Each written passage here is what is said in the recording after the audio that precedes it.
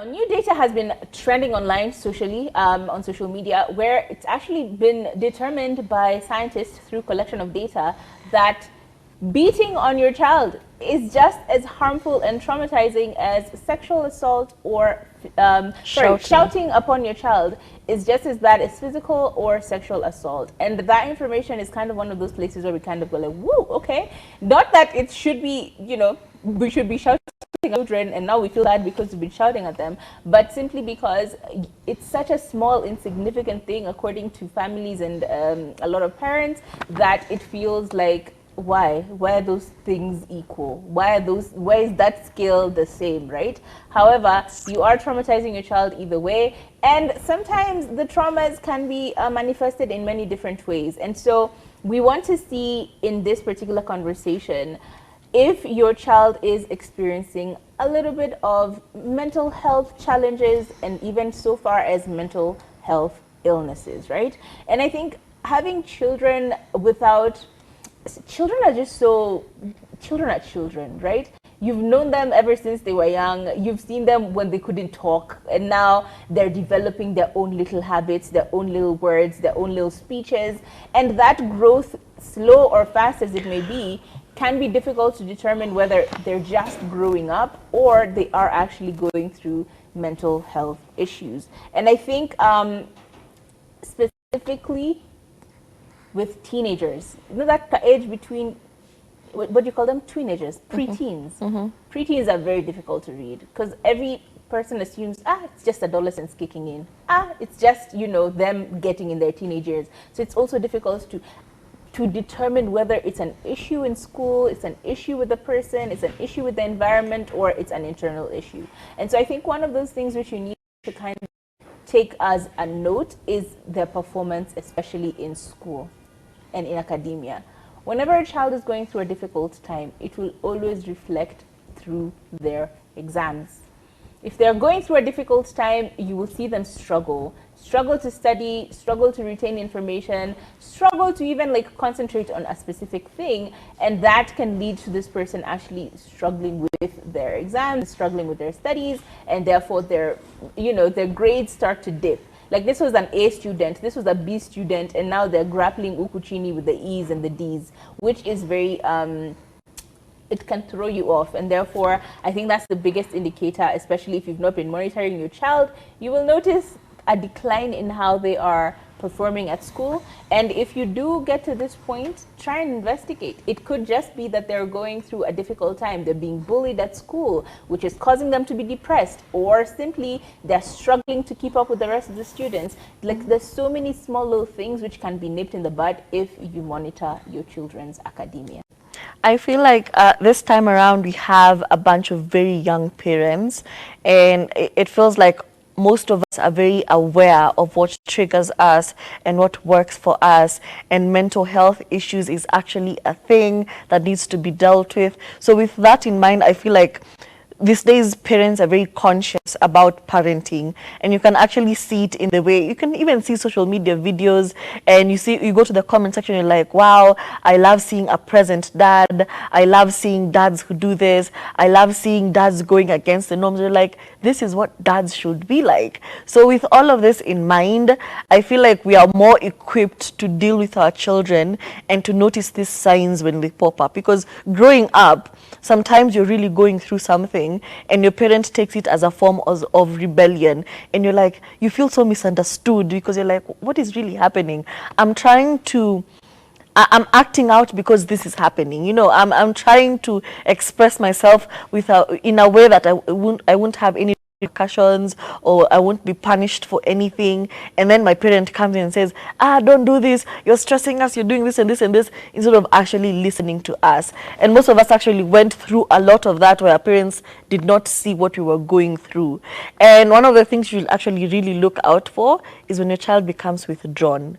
Your child is a social butterfly. Anagather watoto wote, they play kalongolongo, always gathering children. She creates a blackboard and starts writing and teaching children and recreating school, and then all of a sudden your child does not want to go outside. Your child does not want to play with other kids, and they're like, ni adole. What do you mean ni adole? That's a very significant drastic change of behavior. So maybe look into it. If your child has just become a new person overnight or over a period of time, please look into it. Don't ignore it.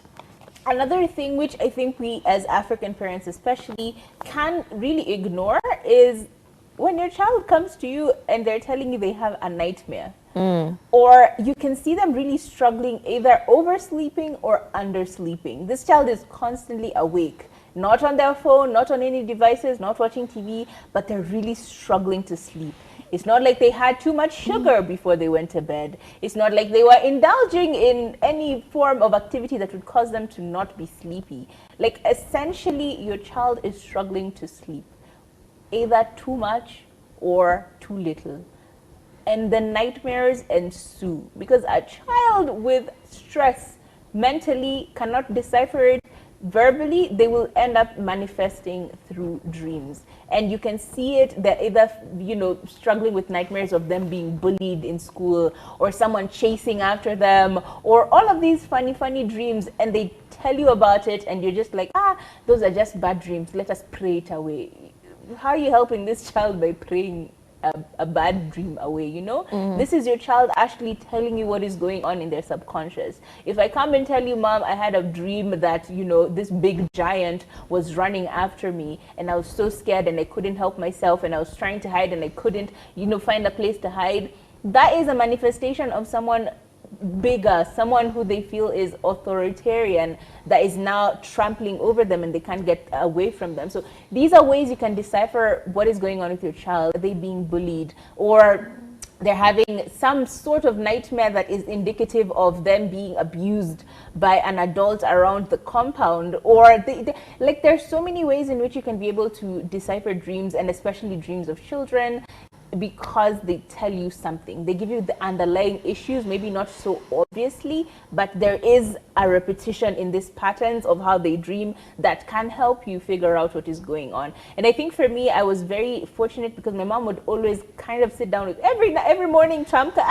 uliota nini, and you would speak about your dreams and she would try and help you decipher them and all of those things. And it was very helpful because it also gave me a mechanism to be able to rewrite my own dream. If I am finding myself running in my dream, then I can be able to ask myself, why am I running? Where am I running? Face my fears. And all of these things can help you. If you are healing subconsciously, consciously it will also manifest. You know, you'll be able to be stronger, wiser, more confident. So again, are their sleeping habits weird? Are they struggling? Are they constantly looking tired? What's going on? These are things you need to look into. And also mood swings. You know, one minute your child is happy, playing with other siblings, being very cordial with you, being very respectful, and then in the next minute, something was said, it's a completely different person. They've changed the mood, they're not talking to anyone, they've gone to eat their dinner in their room. Just look out for these behaviors. You know, why are you so withdrawn all of a sudden? 1 minute we were happy, the next minute you don't want to talk to anyone. 1 minute we're playing, we're excited about going somewhere, and then on the ride to the place you're like, this child has changed. I thought you were excited about going somewhere. So if there's very drastic changes in behavior, look out for that. Another very interesting one, which I think I've seen a lot, especially with very young kids, is how are they relating to things around them? Sounds, people, noises. Are you just chilling with your child and suddenly a glass will fall somewhere and immediately they're defending themselves? They are trying to protect themselves, you know? Are you in the supermarket buying things and then suddenly your child is looking a little timid? They're constantly crouching on your leg. They're constantly trying to hold your hand very tight. You're like, what's going on with this child? These are also signs of anxiety, and anxiety can be a huge issue, especially with children who don't know how to express what is going on with them, right? It can be very important for you to notice, is my child's sensitivity to things kind of changing? Are you always trying to stay indoors whenever you tell them, we're going to hang out with your cousins, and your child is doing everything just so they can stay home that day? We're going to Shago, and they're trying the best not to be anywhere near that mess. They want to convince you somehow to stay at home.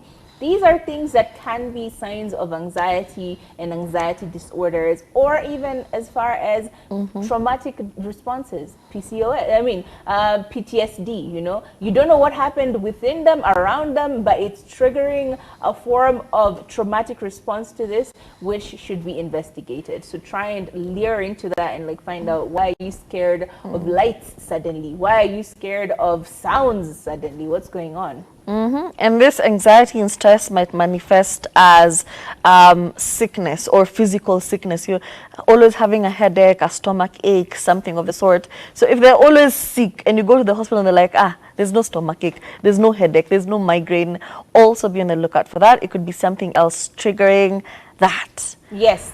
We don't have time. There are so many other forms of which you can be able to just investigate your child, try and listen to them, try and monitor them, because all of these things will eventually come.